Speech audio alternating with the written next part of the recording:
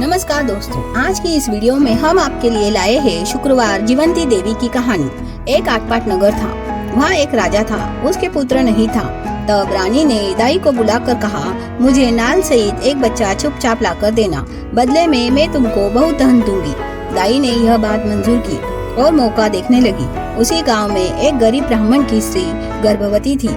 दाई उसके घर गई और उसको बोली कि तुम गरीब हो, जचकी के समय तुम्हारे पेट में दर्द होगा, तब मुझे बुलाना, मैं तुम्हारी जचकी मुफ्त में करूंगी।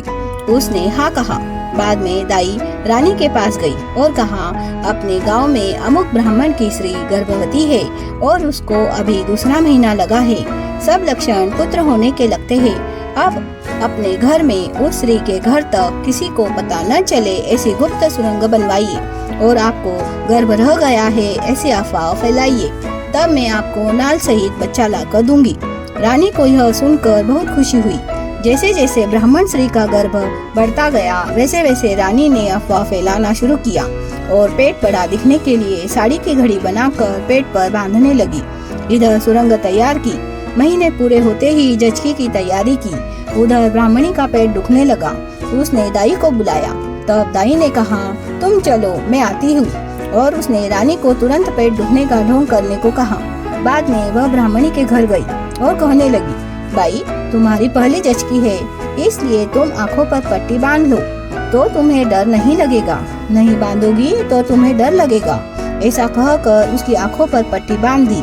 उसको लड़का हुआ। दाई ने एक दासी के द्वारा सुरंग के रास्ते से रानी के पास वह लड़का भेज दिया और एक पत्थर लेकर उसको कपड़े में बांधकर ब्राह्मणी के सामने रख दिया और कहा, तुम्हें यही हुआ है। ब्राह्मणी मस्तक पर हाथ रखकर बहुत दुखी हुई। दाई रजवाड़े में चली गई। इधर रानी को लड़का हुआ ऐसी खबर फैल गई। इधर ब्राह्मणी ने नियम पकड़ा कि श्रावण मास में हर शुक्रवार को जीवंती की पूजा करूंगी और नमस्कार करके कहने लगी, जय जीवंती माँ, जहाँ मेरा बच्चा हो वहाँ वह खुशी से रहे। ऐसा कहकर उसने चावल उड़ाए। वे चावल इस बच्चे के सिर पर पड़े। हरी साड़ी पहनना, हरी चूड़ियाँ पहनना, गले के मंडप के नीचे से जाना उसने बंद कर दिया। धुले हुए चावल के पानी पर से उलांघना बंद कर दिया। इस प्रकार वह रहने लगी। इधर राजपुत्र बड़ा हुआ। एक दिन वह घूमने निकला। उस दिन वह स्त्री अपने आंगन में बैठी थी। तब राजपुत्र की नजर इस पर पड़ी। इससे मिलने का उसने निश्चय किया। रात में उसके घर आया। दरवाजे पर गाय बछड़ा बैठे हुए थे। चलते चलते राजपुत्र का पैर बछड़े की पूंछ पर पड़ गया। बछड़ा चिल्लाया। वह अपनी माँ गाय से कहने लगा, कौन पापी ने मेरी पूंछ पर पाँव रखा। तब गाय कहने लगी, जो आदमी माँ से मिलने को जाने के लिए डरता नहीं, वह तुम्हारी पूंछ पर पैर रखने को क्यों डरेगा। यह सुनकर राजपुत्र वापस लौट गया और उसने माँ से काशी यात्रा पर जाने की सम्मति ले ली। काशी यात्रा पर निकला। जाते जाते एक ब्राह्मण के यहाँ रुका। उस ब्राह्मण के बच्चे होते थे और 5वें दिन मर जाते थे। राजा आया। उस दिन चमत्कार हुआ। 5वां दिन था।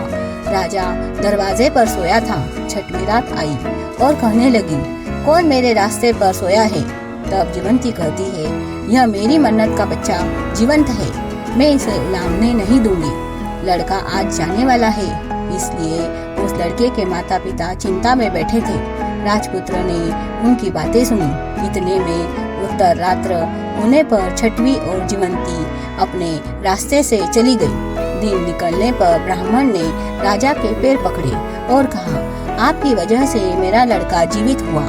आज के दिन हमारे यहाँ विश्राम कीजिए। ऐसी उसने विनती की। राजा ने बात मान ली। उस रात में भी उसी प्रकार हुआ। दूसरे दिन राजा चला गया। इधर इसका लड़का बड़ा होता गया। आगे काशी में जाकर यात्रा की। गया श्राद्ध का समय आया। पिंड देते समय उसे देने के लिए 2 हाथ ऊपर आए। ऐसा होने का कारण उसने ब्राह्मण को पूछा। वह कहने लगा, तुम घर जाकर गांव के सारे स्त्री पुरुषों को भोजन के लिए बुलाओ, बाद में कारण समझ में आएगा। घर आकर उसने भोजन करवाया। उस दिन शुक्रवार था। उसने गांव में सबको चेतावनी दी थी कि घर में कोई भी चूल्हा नहीं जलाएगा, सबको भोजन करने आना है। ब्राह्मणी को बड़ी चिंता हुई। उसने राजा को खबर भेजी, मुझे जीवंती का व्रत है, मेरे नियम बहुत है, यदि वे पालन करोगे तो मैं भोजन के लिए आऊंगी। राजा ने कबूल किया। जहाँ चावल धोकर पानी फेंका था उस जगह को साफ करके उसके ऊपर से बह गई। हरी चूड़ियां पहनी नहीं, कले के मंडप के नीचे से गई नहीं। वह हर समय जहाँ मेरा बच्चा होगा वहाँ खुशी से रहे ऐसा कहती थी। फिर थालियां परोसी। बहुत भीड़ हुई। राजा घी परोसने के लिए आया। परोसते परोसते जिस पंगत में यह बैठी थी वहाँ आया। घी परोसने लगा। ईश्वरी चमत्कार हुआ। ब्राह्मणी का प्रेम इतना बढ़ गया कि उसके स्तनों से दूध बहने लगा। राजा ने अपनी रानी माँ से इसका कारण पूछा। तब माँ ने बताया कि वही तुम्हारी सच्ची माँ है। मैं तो मानी हुई माँ हूँ। बाद में सारी हकीकत बताई।